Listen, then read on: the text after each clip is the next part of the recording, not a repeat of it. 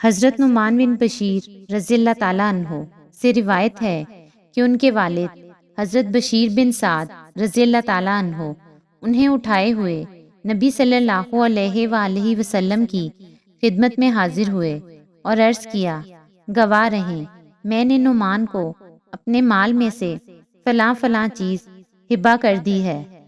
نبی صلی اللہ علیہ وآلہ وسلم نے فرمایا، کیا تم نے اپنے سارے بیٹوں کو ویسی چیز دی ہے جیسی نعمان کو دی ہے؟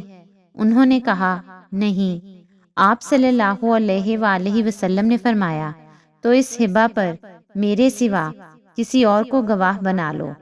پھر فرمایا، کیا تمہیں یہ بات پسند نہیں کہ وہ سب تم سے برابر حسن سلوک کریں؟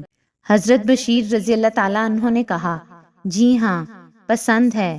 نبی صلی اللہ علیہ وآلہ وسلم نے فرمایا، تب اس طرح نہیں کرنا چاہیے۔